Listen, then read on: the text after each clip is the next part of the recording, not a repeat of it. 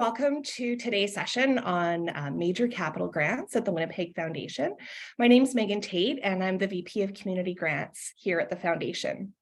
Just a note to say we've recently received some feedback on how to make our presentations more accessible for those with a vision impairment. And one of the things that they've shared is that it's really helpful to describe what you see on the screen.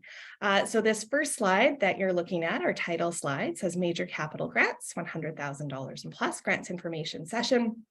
And you see a diverse group of people connected to the Winnipeg Foundation holding a sign with their favorite cause. And I should note that that includes Doris Coop, who's on the far right of your screen. And it was Doris who we're so grateful shared her knowledge with us. So a couple of housekeeping notes before I dive into the presentation. So you may have heard off the top that today's session is being recorded for those who weren't able to make it. It'll be posted on the Foundation's website and on our social media channels in the next few days, so you can watch it again or share it with colleagues. If you have questions, we invite you to use the chat feature. We've left time at the end of the presentation to answer some questions, and we'll try to get through as many as we can in the time allotted. But I will note that another tip from Doris is that to have the chat only accessible to Winnipeg Foundation staff, that just cuts down on some of the visual clutter happening in the Zoom call. So again, we'll leave some time at the end of the session to answer your questions. And finally, if you do have questions that are really specific to your organization's circumstances, you can always follow up with a member of our grants team after the presentation today. If we were meeting in person, I would begin by acknowledging that we're gathered together on Treaty 1 territory. So I'd still like to acknowledge to you that I am speaking to you today from the original lands of the Anishinaabe, the Cree, the Ojibwe, the Dakota, and the Dene peoples, as well as the homeland of the Métis Nation. And I invite you all to take a moment to reflect on the land where you are today. All right. So a little bit of an overview for today's session. We're going to tell you a little bit about the Winnipeg Foundation. I've seen who's registered for today's session. Some of you have heard this before, but some of you are new, so I want to share a little bit about our work.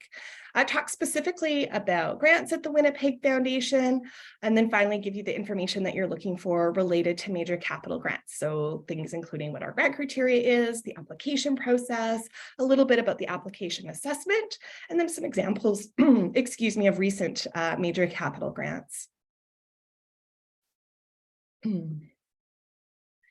So a little bit about the Winnipeg Foundation. So we were established in 1921, making us Canada's very first community foundation. Later this month, we will be celebrating our 102nd birthday.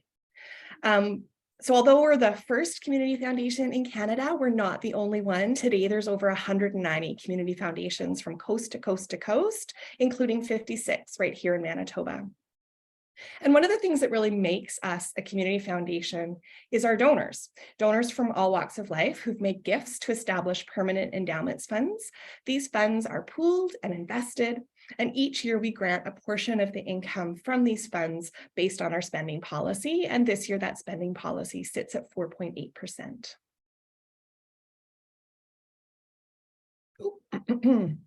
Got ahead of myself there. So a little bit about granting at the Winnipeg Foundation. So last year, the Winnipeg Foundation granted $85 million to 1,100 different registered charities. And I know when most people think of the Winnipeg Foundation, they probably think of our responsive grants. So those are the grants that are awarded in response to applications from community organizations like yours. However, the largest category of grants that are awarded each year come from our agency and designated funds. So that's the top bar that you see on your screen, the blue bar. And so last year that totaled $33 million. And so agency and designated funds are funds where the recipient organization is identified right when the fund is established. Last year, responsive grants, which is the third bar on your screen, totaled $14.6 million. And this includes all of our responsive granting programs, including major capital grants, also our one-time community grants program, and special granting programs like Nourishing Potential.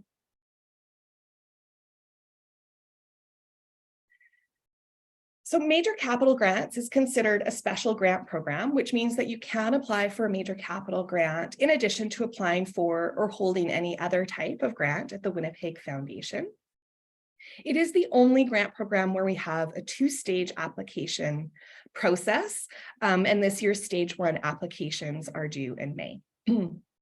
Through this grant program, organizations can submit requests for capital projects where the request to the Winnipeg Foundation is $100,000 or greater. And one final thing to note about major capital grants is that it is, I would say, both our fastest growing and our most competitive grants program. And so just to give you a sense of what that looks like, I just want to share a couple of stats with you. So back in 2019, we received 15 stage 1 applications with requests totaling about $5 million. Of those 15 stage 1 applications, 10 were invited to submit a stage 2 application. 8 of those were approved with a total budget of $1.7 million. Fast forward to 2020, where we received 25 stage 1 applications. In 2021, this jumped to 40 stage 1 applications. And last year, we received 46 stage 1 grant applications. Of those 46, 18 were invited to submit a stage 2 application, and 17 of those were approved on a budget of $3.4 million. So you can see there that our major capital grants program budget has certainly grown. It's doubled between 2019 and 2022, but it still unfortunately hasn't been able to keep pace with the volume of requests that we're receiving through this grant program. We're not sure yet what the budget is going to be for this year's major capital grants. It's always the first grants that are awarded at the very beginning of our fiscal year, but we are anticipating that the budget for this year's major capital grants applications will be once again between $3 and $4 million. So a little bit about the criteria for major capital grants. So first, like all grant programs, your organization must have a registered charity number or be a qualified donee.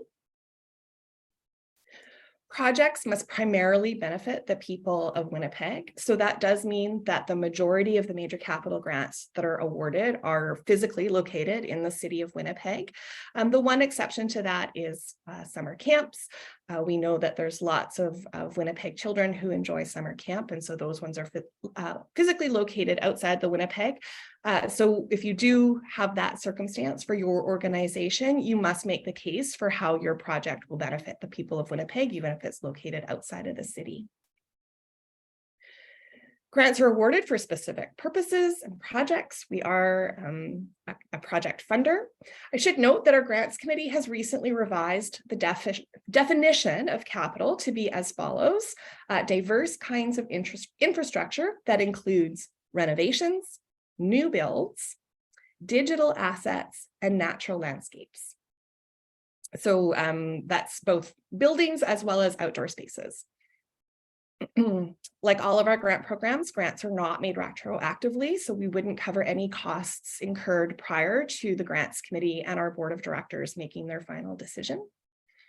A complete list of the policies and guidelines for major capital grants can be found on our website, as well as in our grant application portal. And a final note just about the types of projects that are funded. So there's kind of two broad types of major capital grants that have been awarded over the last few years. So the most common is major capital projects where the organization has undertaken a formal capital campaign. So think the Winnipeg Art Gallery, the Bruce Oak Recovery Center, typically where the overall fundraising goal is $1 million or greater. In addition, we have from time to time supported simply very large capital projects where the total budget is several $100,000, but it doesn't actually require a formal capital campaign. I will say these are rare, that typically grants are awarded as part of capital campaigns. And so a lot of what I am going to talk about today is particularly applicable for a capital campaign, because one of the key things that the foundation is looking for in major capital grant applications is project readiness. So has your organization undertaken the necessary planning before embarking on this fundraising campaign?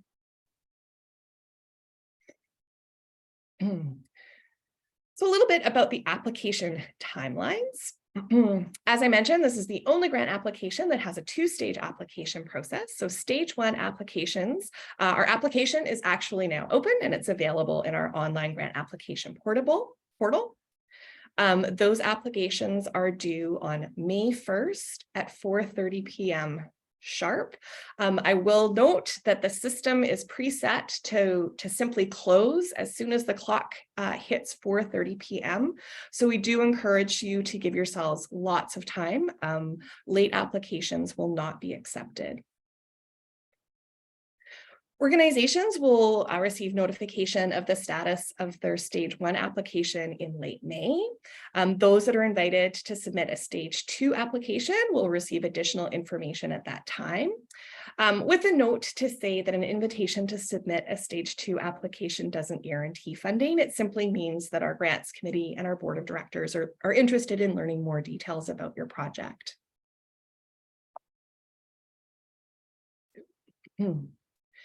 Stage two applications, those applications will be due on June 30th at 4:30 p.m. And the notification for those stage two applications will be sometime in November.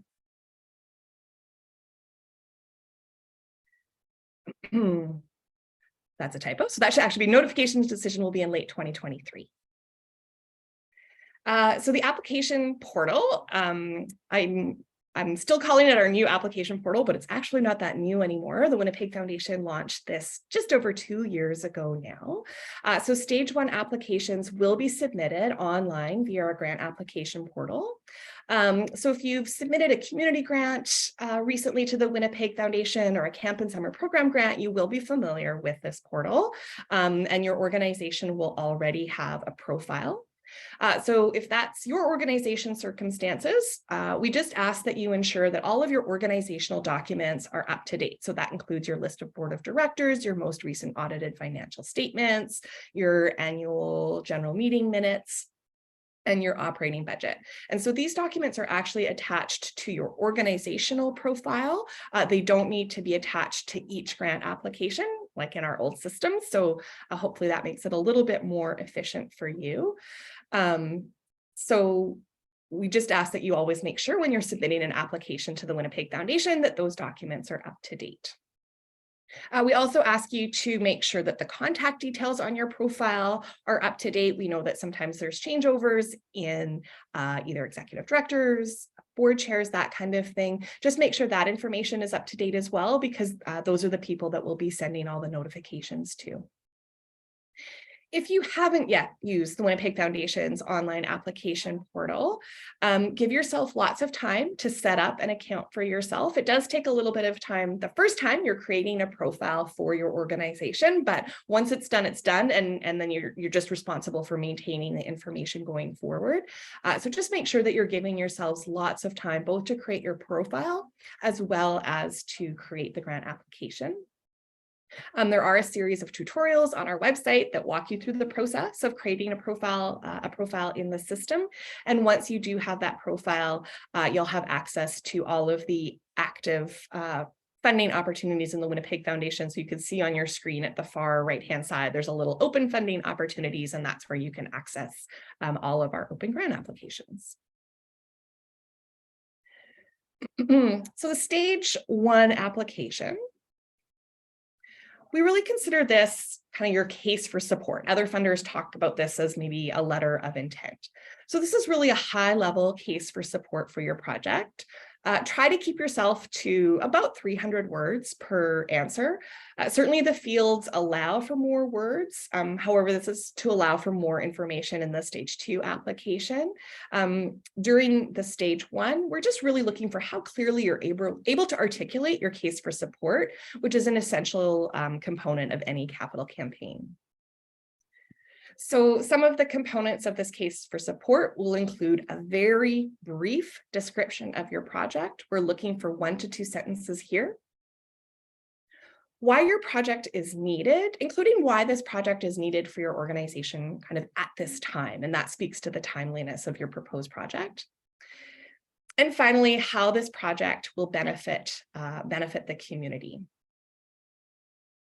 In stage one, we also do ask for a high-level budget, both the costs and the revenues. So some of the information that we're looking for as it relates to the budget is how much you're requesting from the Winnipeg Foundation, anticipated sources of additional funding from various sources, whether that's government, other foundations, fundraising from individuals. The budget form also has a section to note whether the funding is confirmed or anticipating. And this will give us a sense of where you are at. Are you at the beginning of your fundraising campaign? Are you close to meeting your fundraising goal and you're just looking for someone to kind of tip you over the edge to being able to complete that fundraising plan? So the budget is where you can include some of that information. So a little bit of our assessment of stage one applications. So one of the things we really look for at stage one is project readiness. So this is particularly important for major capital grants. These are really large grants awarded by the Winnipeg Foundation. And so for the most part, we want to ensure that those funds are going to be active in community in the next little while.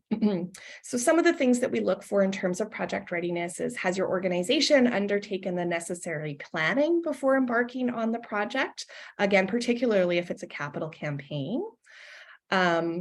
Just a note, if you're not quite there yet with the planning, that through our one-time community grants program, we are certainly open to grant applications to help you do some of those planning pieces, whether it's working with architects or fund development consultants who can help you design your capital campaign that you could apply for a one-time community grant to support some of those costs. A big part of the readiness is also the funds you have raised to date. There are times when the Winnipeg Foundation can be a lead funder. Sometimes, an early investment from the Winnipeg Foundation can help kickstart a program. However, this needs to be tied up with the foundation not wanting to tie up funding resources on projects that are still several years away from realization. And I will share, just given how competitive our major capital grants program has become over the last few years, that our grants committee and our board do lean towards projects that are much closer to being implemented when they're considering both stage one and stage two applications. So some other factors that we consider in stage one, clear measurable benefits to community. How will the space be used? There's an opportunity in the stage one application to let us know what the benefits to community are. Certainly these are capital projects. So of course we're funding, doors and windows and roofs and floors and walls, but really what we're funding is what happens in those spaces. So ensure that you can share the story of what's going to happen in that capital space. For major capital grants, again, because of the scale that they are, we're looking for lasting impact of the project. Is this kind of a quick fix for your organization, or is this going to be a legacy project that will stand the test of time and serve your organization and your community for many years to come? Again, for some of those quick fix type projects, if you need sort of some immediate repairs, that kind of thing, often a one-time community grant is a better fit for those kinds of projects. Other things that come into play for the stage one assessment is simply the number of applications in the context of the budget. Our grants committee and our board keeps an eye on ensuring that we're not inviting so many applications to stage two that it would far outweigh the available budget for stage two. So that's a factor that we consider as well. So I think in recent years, less than half of stage one applications have been invited to submit a stage two application, and that's simply because we want to keep the stage two requests kind of in line with what our budget might be. Grant history is also something that's considered as part of the stage one assessment. So I should note it would be unusual for an organization that doesn't already have some grant history with the Winnipeg Foundation to receive a six-figure grant. So again, if you don't have a grant history for the Winnipeg Foundation, a one-time community grant might be a better fit for you at this time as you build that grant history and build that relationship with the Winnipeg Foundation. At the same time, it would be pretty unlikely for a community organization to receive a major capital grant 2 years in a row. So if your organization has recently received major capital grant and you're coming back for a different project, that will also be factored into our stage 1 assessment. And finally, we're looking for balance across the charitable sector. So we want to ensure that in the projects that we're supporting in any given year, that the majority of the cause areas we support are represented. So, last year we had great projects in arts and culture, in health, in education, community service, that kind of thing. So we're also looking for balance across the sector when we're both identifying which applications to invite to stage 2 and also which applications will be funded through the stage 2 process. So a little bit about stage 2 applications. So notification of your status will be via email. The notification of your status will also show up in the grant application portal. The link to the stage 2 application will be in your online account. So once you receive that notification, the link to the stage 2 application will be made available to you. And the stage 2 application, again, for those of you who filled out a one-time community grant application from the Winnipeg Foundation, our stage 2 application is fairly similar to that in terms of the types of questions that are asked, with a couple of questions unique to major capital grants. And then again, notification of the final decision will be in late 2023. So some of the things that we look for in a stage 2 application would be a more detailed description of the project and the evidence of need for that project. If applicable, we're interested in learning more about your capital campaign committee structure, what your fundraising goals are, your timelines. If you've got capital campaign materials that have been prepared, there's an opportunity to include those as attachments with your grant application. We also want to know how you'll measure the success of the project. And finally, we're interested in knowing about how you will sustain the ongoing operating costs for this new space or this renovated space, if that's kind of fits your circumstances. So a little bit about the assessment for stage 2 applications. So once again, we're looking at that organizational preparedness.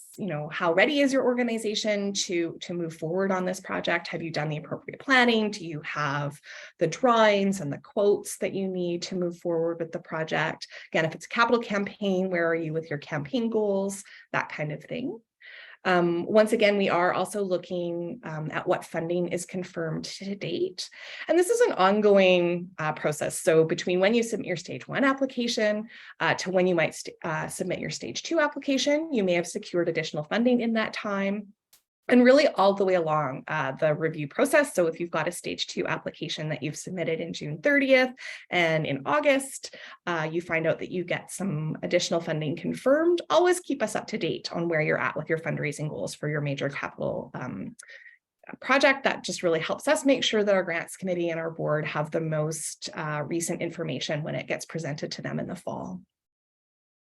There's also an opportunity to include letters of support from key stakeholders. And finally, for capital and renovation projects, we want to ensure that you're meeting accessibility and sustainable standards as part of that project.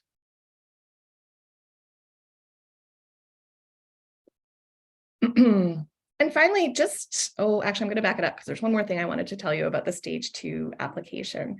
A note about budgets. We are hearing from community organizations who've received major capital grants that costs are increasing rapidly. So typically we suggest that groups factor in about a 10% buffer in your capital project budget, knowing that costs can continue to increase between when you've submitted the application and when you receive notification of funding or not, and when you're ready to actually move forward with the project. So what we're hearing today from community that actually 20 to 30% might be a more typical buffer for capital project budgets. As part of the assessment, a member of our grants team will be assigned to your file, and you may hear from them if they've got additional questions or they think that things might need to be clarified for our grants committee or our board before they make their final decision. Sometimes we might arrange for a site visit. Again, just a note that a site visit doesn't necessarily guarantee funding. It just is an opportunity for us to connect with you and learn a little bit more about your project. So that's where I will wrap things up, is just to share some of the amazing projects that were funded this past November through our Major Capital Grants program.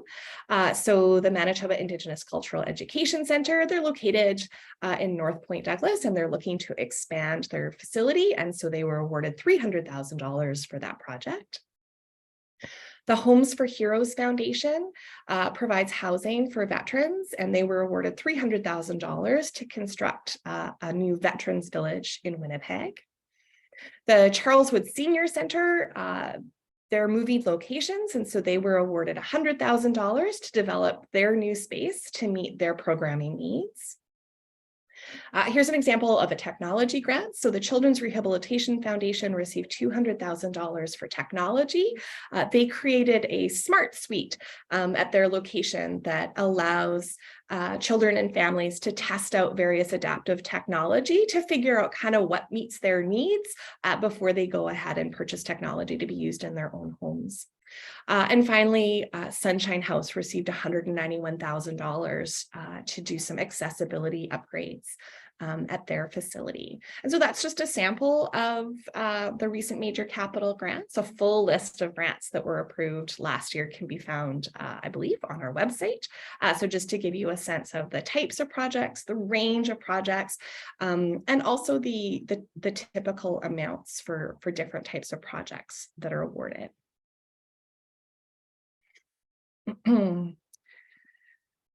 So this is where we've left time for questions. And so my colleagues, Carrie Ryan and Mercy Oluwafemi, are going to read out some of the questions, assuming that there were some posted in the chat, and I'll do my best to answer them.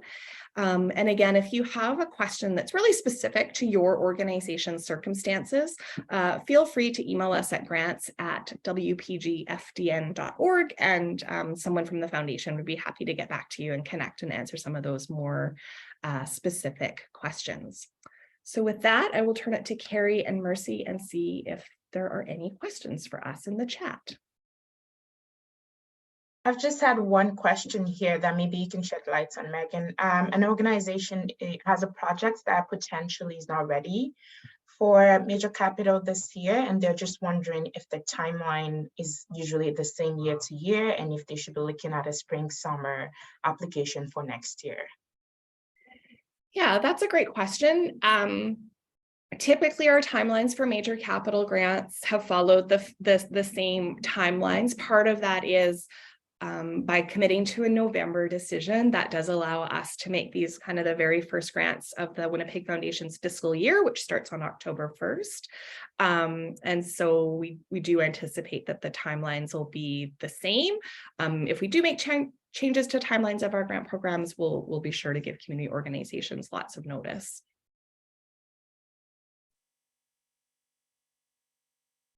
Is that the only question? Any other Megan, questions? I've got a few coming in here. Okay. The first one relates to the Community Services Recovery Fund. So the person asking the question understands that with our regular foundation grants programs, we wouldn't look at applications for the same project in two different grants programs, but they're wondering if they would be able to apply for a major capital grant for a project that is also receiving consideration under the Community Services Recovery Fund. That is a good question. And this is where, so just as backing up, so the Community Services Recovery Fund is not actually a program of the Winnipeg Foundation. It's a program that we're administering on behalf of the federal government through one of our national partners, Community Foundations of Canada. And so my understanding of that grant program is that we could consider a similar project, but that it would need to be for different elements in terms of what got submitted through the Community Services Recovery Fund and what you submit to the Winnipeg Foundation as a major capital grant. I think the other thing to note is you might bump up into some timelines. If you are awarded funding through the Community Services Recovery Fund, there's some very specific dates by which time you would have to complete and report on your project. And that might not line up with the Winnipeg Foundation's timelines around making decisions about major capital grants. So you'll just have to look back at some of the details of the Community Services Recovery Fund. So I apologize, that's not a great answer, but we're still learning a little bit of the fine-tuned details of the Recovery Fund grant program. Are there any other questions? Mercy, do you have any others? I've got a few here. Okay. Would the foundation consider capital funding for multi-site projects that are part of the same capital campaign?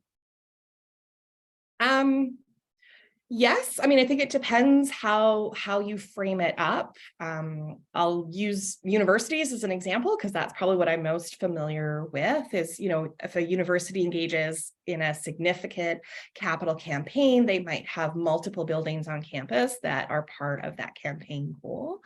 I guess with the caveat that if you've got multiple sites, it depends a little bit how different the sites are. So if you're, a daycare with multiple locations and you've got a comprehensive capital campaign goal to make improvements to each of those sites, I could see that wrapped up into a single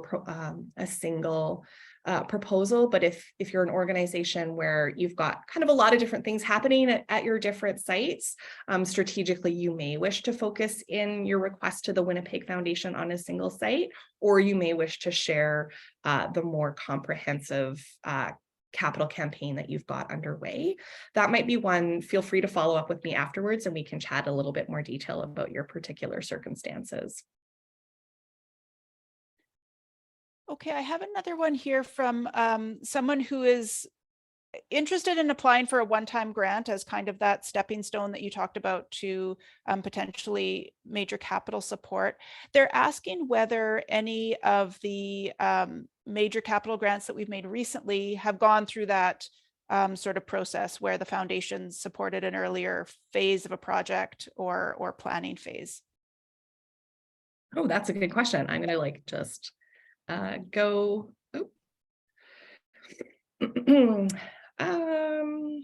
That's a good question. Each community organization kind of has a different path with the Winnipeg Foundation. So not sort of remembering the exact details of the different organizations on our screen. Thinking of some older examples. So I know for one of our significant museums in our community that the Winnipeg Foundation awarded a one-time community grant to help that organization put together a capital campaign strategy and do some of that planning in advance of launching a capital campaign. And then they did go on to receive a major capital grant from the Winnipeg Foundation. So that's where the two projects were actually quite related. I should note that it's not necessarily a requirement that your one-time community grant application be related to your major capital project. Certainly it can be, but in terms of building that grant history with the Winnipeg Foundation, building that relationship with us, that really any application that you submit through our one-time community grants program is an opportunity for us to get to know you and your work a little bit more, and also for you to get to know us and our funding priorities a little bit more. So I would say that certainly, and all the organizations on your screen right now, with the exception of Homes for Heroes, all those organizations have quite robust grant histories with the Winnipeg Foundation dating back many years across many of our different granting programs.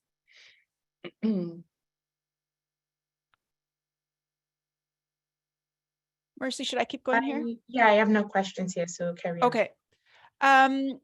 Megan, you talked about balance across causes as being one of the factors in terms of the consideration. Mm-hmm. This person is asking, are there any specific causes the foundation feels are underserved or would consider a high priority for this year in particular? I wouldn't say so for this year in particular. Some of you might have seen that the Winnipeg Foundation recently launched a new strategic plan, and in tandem with that, we released our second vital signs report. And certainly both within the strategic plan and within vital signs, you know, the foundation has identified some priorities and some areas of community that might need additional support.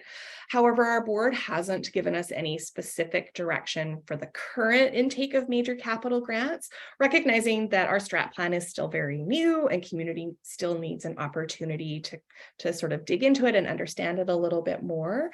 And so no, we don't have any priority areas in particular for this year's major capital grants program. And again, I'd encourage you to take a peek at the full list of grants that were supported last year, because it really does cover the spectrum of community organizations in our city. So, you know, not on the list, for example, were grants to some arts organizations who are relocating to market lands to create a cultural hub there. So we've got arts and culture represented as well. So that was a very long-winded way of saying, no, we're not putting any priority on any particular cause areas for this intake of major capital grants. Okay, I have another question related to readiness and what we would consider the appropriate timeline for readiness. The person's asking, what does that look like? 3, 6, 9 months? What would we look for in terms of when a project might be ready to begin? Yeah, that's a good question. I think just sort of the reality of Winnipeg a little bit, you know, we make our decisions in November. And so some of the projects that we've supported this past year, you know, we're looking to be shovel ready, kind of, if they were awarded funding in November 2022, looking to be shovel ready in spring 2023. So, you know, that's maybe a 6-month timeline. That said, anything looking to get going within a year of the approval date, I think would be something that we would consider. Anything that's looking to get started more than a year after the foundation's approval date might be a better fit for next year's intake. But that said, because of the 2-stage application process, certainly if you want to get the project kind of on the radar of the Winnipeg Foundation, that you could certainly submit a stage 1 application for this year.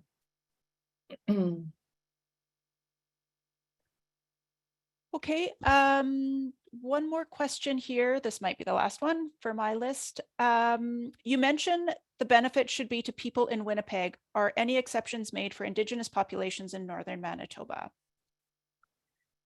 So at this time, no, that we still would be looking for projects that primarily benefit the citizens of Winnipeg. But that would be another example of the types of projects that we would consider that are physically located outside the city of Winnipeg. So for example, we know that there's some amazing land-based programming that happens outside of the city, and we have supported projects that support urban Indigenous communities to have access to that land-based cultural programming outside of the city. So certainly that's an example, but for Northern communities at this time, we wouldn't be open to applications, but we'd encourage you to check out the Endow Manitoba website, and that's got a list of all the community foundations of Manitoba, including a number who are located in the north.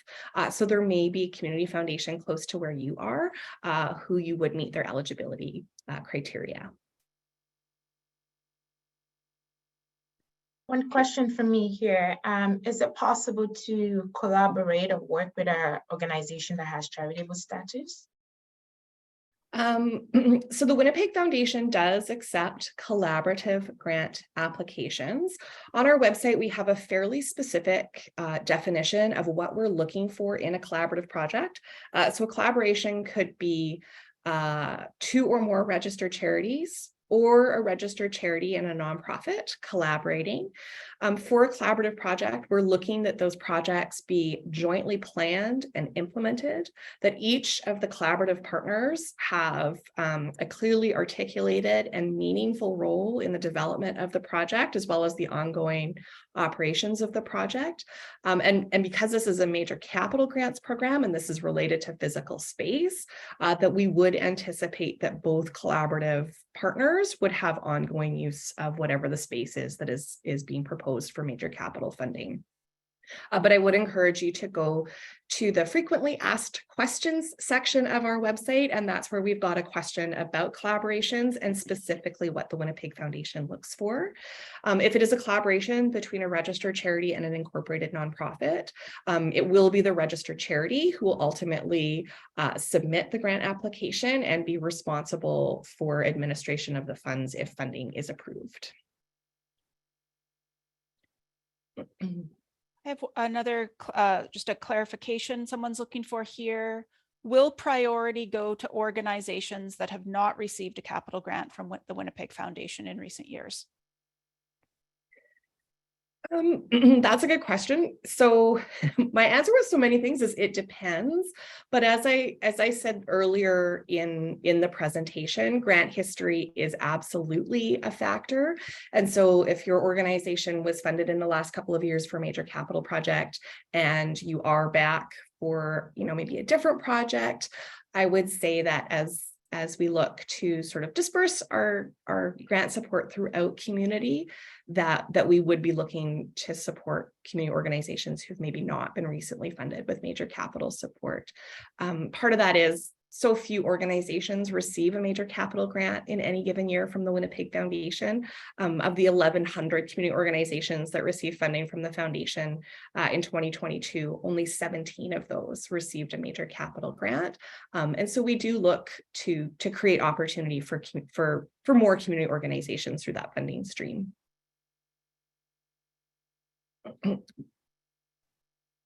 I have no other questions here. Yeah, that's it for me as well. Okay. Well, maybe we'll give it one more second, just in case anybody has sort of thought of a question based on some of the answers that I've just given. But while we're waiting for that, I'll just thank you all for spending a little bit of time with us this morning. And again, as you start filling out your grant application, if you want to discuss anything in more detail, kind of unique to your organization's particular circumstances, feel free to reach out, and we're always happy to answer questions or have a conversation with you about your major capital grant application. While I was talking, did that inspire any last minute questions? Nothing from me, just a lot of thank yous. Okay. Same here. Great. Well, thank you all so much for joining us this morning. And again, feel free to reach out if you've got any other questions. And we hope that this recording will be available on our website in the next few days if there's something that you wanted to revisit from the presentation. I hope you all have a really great rest of your day.